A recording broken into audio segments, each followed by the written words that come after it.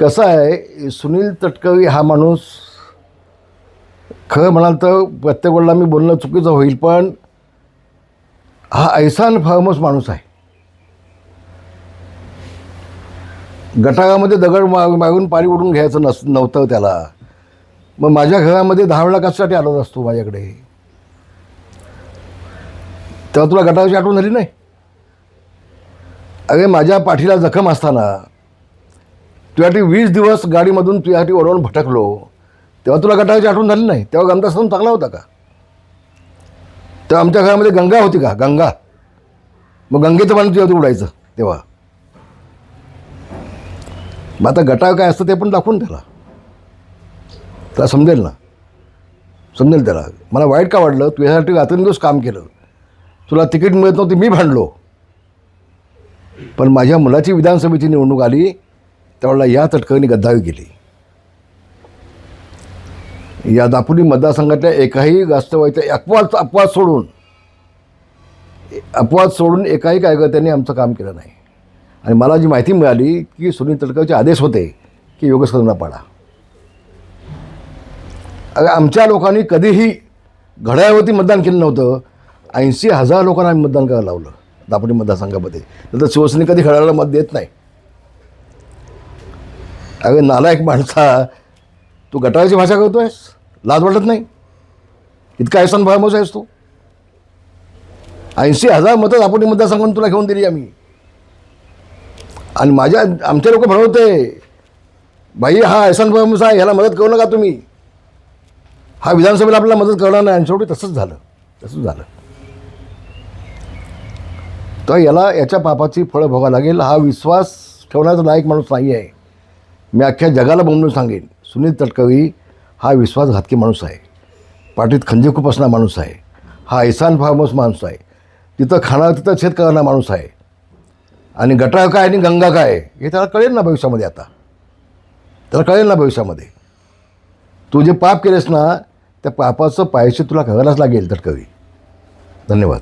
भाई, सर्वात महत्त्वाचा प्रश्न, मंडणगड नगरपंचायतमध्ये जी निर्माण योजना आली त्याच्यामध्ये सर्वात प्रथम योगेश दादांनी काय संबंध तटकरेचा आहे? हो, तटकरेला प्रस्ताव कसा बनवला, इस्टिमेट कोणी बनवली, इंजिनियर कोण होते? मग नाव सांग बघू. चल, योगेश दादांनी सर्वात पहिला तो प्रस्ताव मान्य केला होता. ऐकून घ्या ना, दादाने सगळं केलं आहे ते. त्या पाण्याच्या टाकीसाठी जागाच नव्हती मंडणगडला.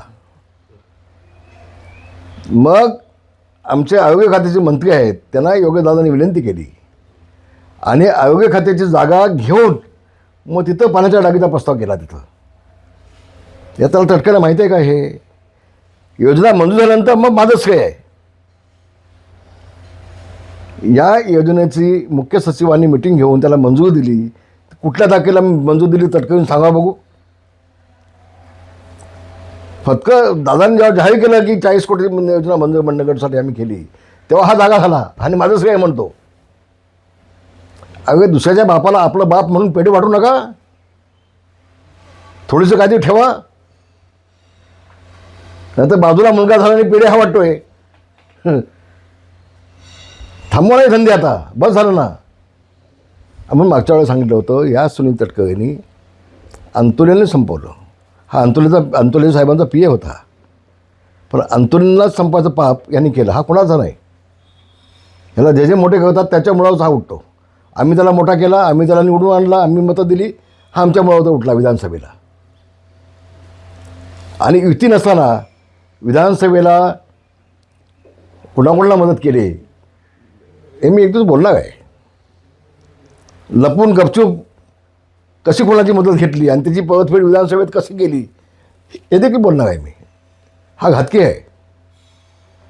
आणि म्हणून तटकरे एवढंच सांगेन, गटारावरती दगड मारून पाणी उडवायचं म्हणत होतास. अरे माझं रक्त सांडलं तुझ्यासाठी, माझ्या पाठीत जखम होती असताना फिरलो आहे. लाज वाटत नाही अशा शटमंडी याला? जनाची नाही मनाची तटकरेने ठेवावी. धन्यवाद. भाई, अयोध्या राम मंदिर दान प्रकरणी चोरी प्रकरणी आज नागपुरामध्ये उद्धव ठाकरेंच्या उपस्थितीत रामरक्षा पठण करला. नाही, उद्धव ठाकरेंनी चांगला विषय घेतला आहे, त्यावर तो कुठं दुमत नाही. भ्रष्टाचाराच्या विरोधामध्ये आवाज उठवणं काही चूक असं मला वाटत नाही. मला वाटत नाही.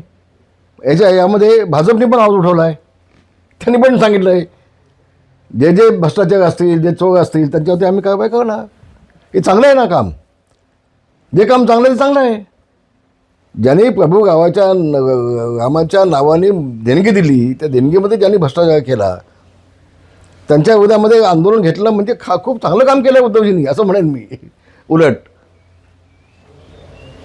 पण ह्याच्या आधी त्यांना जर राम आठवला असता, जर काँग्रेससोबत गेले नसते तर बरं झालं असतं. हे सगळं रामायण घडलं नसतं बाकीचं आमचं असंही मला वाटतंय. धन्यवाद. जय महाराष्ट्र. उद्धव ठाकरे आणि राज ठाकरे पुन्हा एकदा एकत्र येत आहे. नाही एकदा काय आहेच ना ते. आता तुम्ही उगाच बातम्या काय तर मला कळत नाही. आहेतच ना ते दोघेसोबत आणि त्या दोघांसोबत राहावं असं माझी प्रामाणिक इच्छा आहे. काय भावाने भांडावं? तुम्ही काय ऐकलं होतं कुटुंबामध्ये? माझी प्रामाणिक इच्छा आहे की दोन्ही भावांनी सोबत राहावं. एकदाच नाही, दोनदा नाही, 1000 वेळा व्यासपीठांसोबत त्यांनी यावं. चांगलं आहे ना. धन्यवाद. भाई शेवटचा प्रश्न, दादांच्या विकास कामाला प्रेरित होऊन खेडमध्ये काल राजकीय भूकंप झालेला आहे. उबाटाचे आणि राष्ट्रवादीचे कार्यकर्त्यांनी, शेकडो कार्यकर्त्यांनी काल खेडमध्ये तुमच्या ह्याच्यामध्ये पक्षप्रवेश केलेला आहे. उबाटाचं नाव पूर्ण रत्नागिरी जिल्ह्यामध्ये आता पूर्ण कॅन्सल झाले. आता विरोधकच नाही आहेत.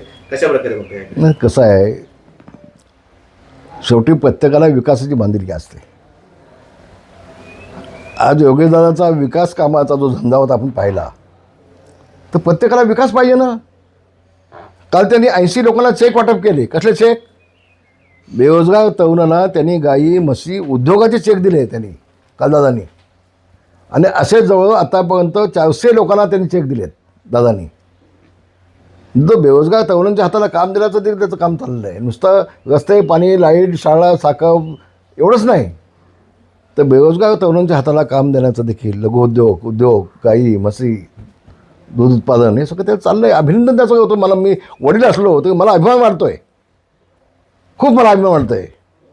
आणि मग असं असल्यामुळं त्याला वेळ मिळत नाही. खरं तर त्याला प्रवेश घेण्यासाठी त्याला वेळ नाही. मग त्यांनी मला सांगितलं काल, बाबा दादा तुम्ही तेवढा प्रवेश करून घ्याल काय? म्हटलं घेतो. मग मी गेलो इथून खेडला, घेतलं काल प्रवेश करून सगळ्यांचे.